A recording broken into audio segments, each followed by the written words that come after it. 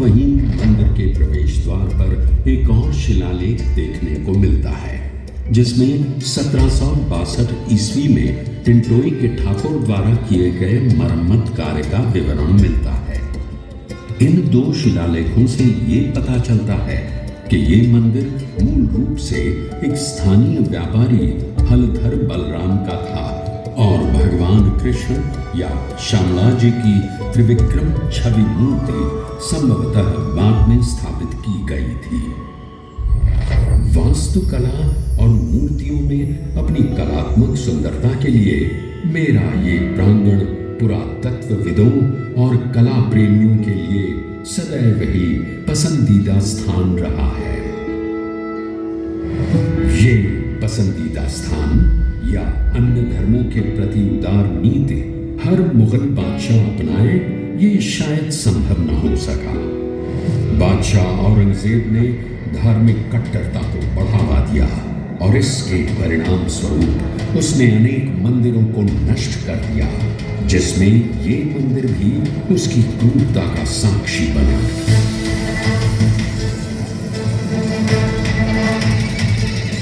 ईडर के महाराजा ठाकुर और राजपूतों ने मुगल सेना का बहादुरी से सामना किया, परंतु वो जीत न पाए। अपने आत्मसम्मान की रक्षा अपने प्राणों से ज्यादा महत्वपूर्ण होती है। शायद यही बात अपने मन में लिए उन्होंने पुनः प्रयास किया और इस बार मुगल सेना को इस क्षेत्र से खदेड़ दिया।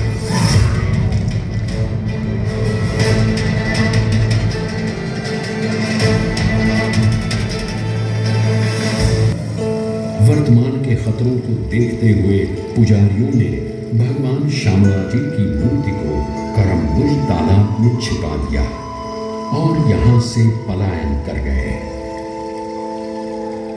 माना जाता है कि तब आदिवासी यहां खेती किया करते थे। कुछ समय बाद एक आदिवासी को खेती करते समय यह मूर्ति प्राप्त हुई और उसने इसे अपनी झोपड़ी में रख पूजा अर्चना करना शुरू कर दिया। ये भगवान का आशीर्वाद ही था कि सूखी बंजर पड़ी जमीन पर भी फल हुई। आदिवासियों के लिए ये उनके कालिया देव का आशीर्वाद था। मूर्ति का रंग काला होने की वजह से कालिया देव नाम आया। जब ये बात श्री शाहूकार हरसोला वणिक कल्याण जी शाह को पता चली तो उन्होंने एक मंदिर बनवाया एवं मूर्ति की प्राण प्रतिष्ठा भी करवाई।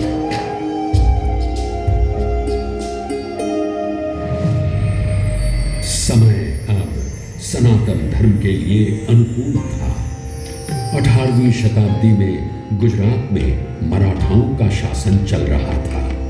ईडर के महाराजा श्यामला जी की ओर पहले से ही आकर्षित थे और उनका मंदिर के प्रति समर्पण प्रशंसनीय था। समय पड़ने पर उन्होंने मंदिर की मरम्मत तो करवाई, साथ ही साथ लगभग 1860 के आसपास मंदिर में श्यामला जी की मूर्ति भी स्थापित की गई। अब एक ऐसा दौर आया जिसने भारत का स्वर्णिम इतिहास ही बदल कर रख दिया। पूरा देश ब्रिटिश हुक्मरानों की गिरफ्त में था।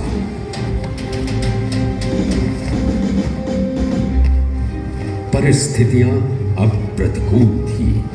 मंदिर पर और कोई आपत्ति न आने पाए, इसलिए ब्रिटिश शासन के दौरान ही ईडर राज्य के शासक श्री केशरी सिंह जी ने इस मंदिर के नियमित प्रबंधन के लिए वैष्णवों की एक समिति बनाई।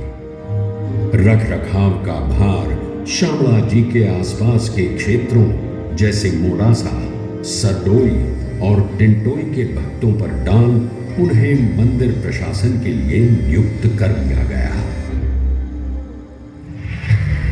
समय सदा एक सा नहीं रहता, ये बात बिल्कुल सही है, क्योंकि अब अंग्रेजों का वक्त खत्म होने वाला था।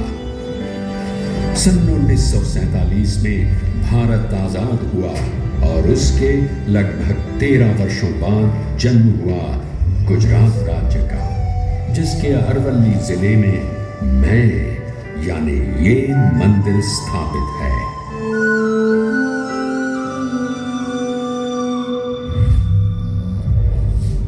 मंदिर का प्रशासन सुचारू रूप से चले, इसलिए ईस्वी सन 1953 में एक ट्रस्ट भी पंजीकृत कराया गया। मंदिर के प्रति निष्ठा रखने वाले कई पुण्यात्माओं ने इस तीर्थ स्थान के सौंदर्यीकरण में अपना अविस्मरणीय योगदान दिया। उन्हीं में से श्री मफतलाल गगलभाई का नाम अग्रणी रूप से लिया जाता है। न केवल उन्होंने बल्कि उनके परिवार के सदस्यों ने भी मंदिर के प्रति अपनी आस्था रखी और श्यामला जी मंदिर का जीर्णोद्धार करवाया और इसे सुंदर मूर्तियों से सजाया।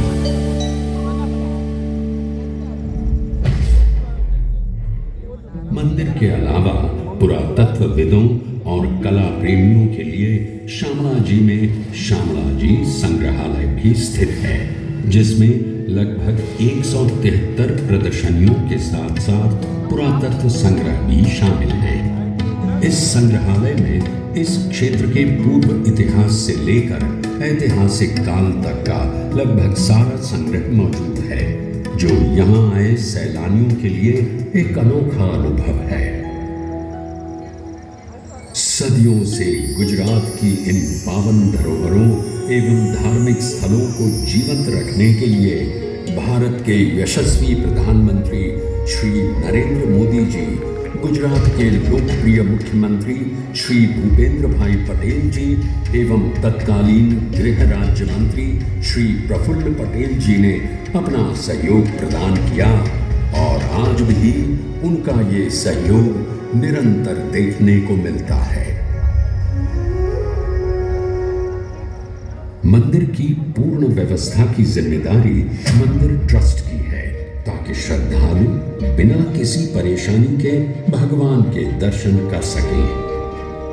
मंदिर में त्योहारों का आयोजन भी ट्रस्ट की देखरेख में ही होता है। यहाँ तुलसी विवाह हो, दिवाली हो या होली, जन्माष्टमी हो या नवरात्रि, हर त्योहार बड़ी धूमधाम से मनाया जाता है।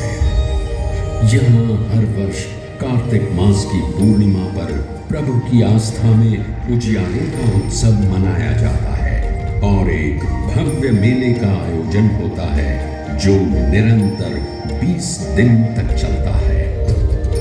हर वर्ष लाखों करोड़ों श्रद्धालु यहाँ आकर प्रभु के दर्शन कर मनोवांछित फल पाते हैं।